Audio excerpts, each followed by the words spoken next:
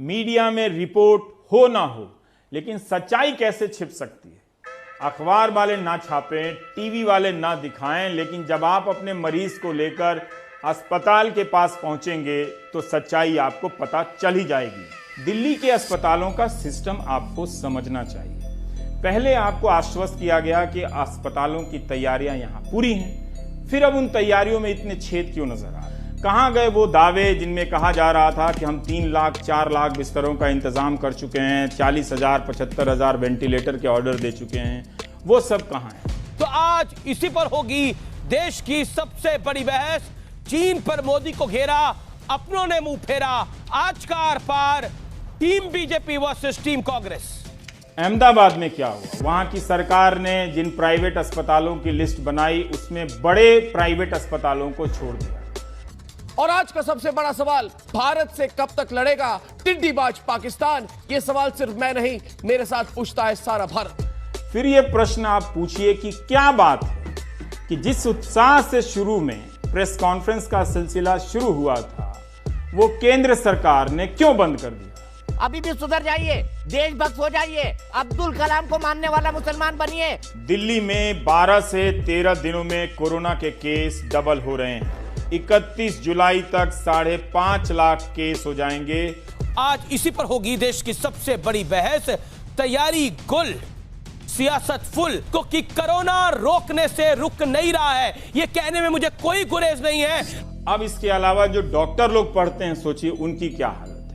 MBBS पढ़ने के बाद आपको पोस्ट ग्रेजुएशन के लिए इम्तिहान देना पड़ता है, मगर इनकी परीक्षा 11 जून को एम्स ने रख दी और इनमें से बहुत से लोग संक्रमित हैं, बहुत से लोग ड्यूटी पर हैं।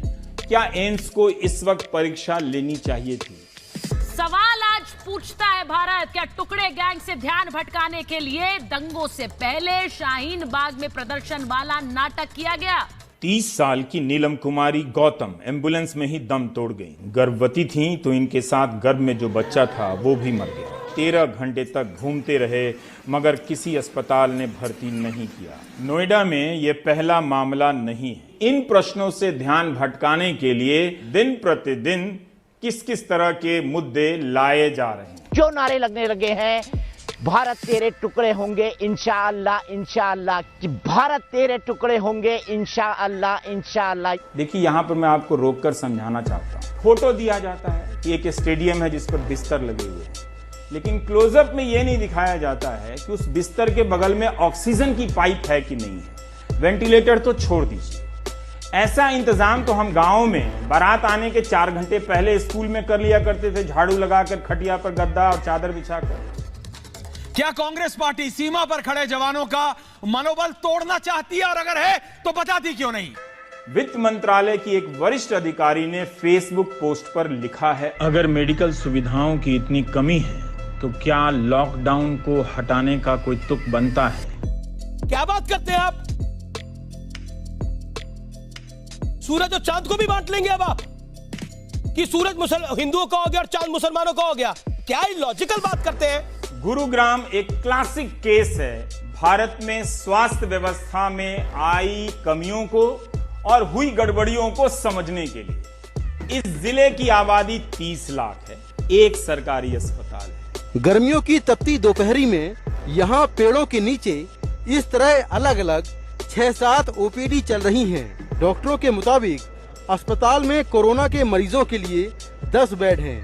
तो देश की राजधानी दिल्ली से मात्र 100 किलोमीटर दूर, जहां पर बड़े बड़े राजनीतिक दल सेक्युलरिज्म की कसमें खाते हैं, वहां पर हिंदू अब अल्पसंख्यक बन गए हैं।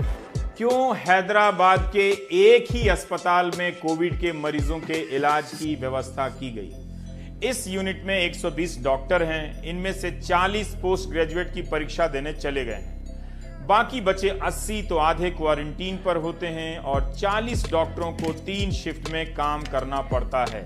जाहिर है दबाव बढ़ेगा। न्यूज नेशन ने कल खुलासा किया था कि 70 साल से कैसे हिंदुओं के खिलाफ सबसे बड़ी साजिश चलाई जा रही थी। दिल्ली की नाक के नीचे कैसे जमातियों ने मिनी पाकिस्तान बना डाला है। तो 2000 से ज्यादा डॉक्टर्स, नर्सेज और दूसरे हेल्थ वर्कर्स हैं जिनको पिछले 3 से 4 महीने से सैलरी ही नहीं मिली है। आखिर कैसे कोई 3 या 4 महीने से बिना सैलरी के काम चलाएगा? संतों की हत्या को पूरा देश षड्यंत्र मान रहा है, तब सोनिया सेना इसे अफवाह क्यों साबित कर रही है? यह सवाल भी सिर्फ मैं नहीं, सिर्फ आप नहीं, पूछता है भारत। लेकिन मुंबई की चिंता सबसे बड़ी ये बस्तियां और झुग्गियां हैं। शहर की करीब 65% आबादी यहाँ रहती है। जमीनी स्तर पर काम करने वाले कई वरिष्ठ डॉक्टर मानते हैं कि बस्तियों में सामुदायिक प्रसार यानी कि कम्युनिटी स्प्रेड हो चुका है। बीमारी बिल्डिंगों से बस्तियों तक पहुंची और करीब 70% मामले ऐसे स्लम से सामने आए। तो आज इसी पर होगी देश की सबसे बड़ी बहस। अब सैनिटाइजर भी एंटी इस्लाम हो गया, सोचिए जरा। उस वक्त गोदी मीडिया दिन रात इसी तरह के विषयों पर चर्चा किया करता था, बताया करता था कि देश कितने खतरे में है और एंकर कितने बड़े देशभक्त हैं। इतनी ऊर्जा अगर हम देशभक्ति की अस्पताल बनाने में लगाए होते तो आज कोविड-19 से मरने वालों को बचा रहे। एक खान मार्केट गैंग है, एक लुटियंस गैंग है, इसमें बड़ी इंटॉलरेंस है कि ये नरेंद्र मोदी प्रधानमंत्री देश का आखिरकार बन कैसे गया। मैं सोनिया गांधी से पूछना चाहता हूं कि उनके लिए देश पहले है या फिर उनके लिए कांग्रेस पार्टी पहले है? आपकी राष्ट्रभक्ति पे तो आपको 26 जनवरी को हाथी पर बिठा के घुमाना चाहिए। बहादुर बच्चों को घुमाते हैं ना,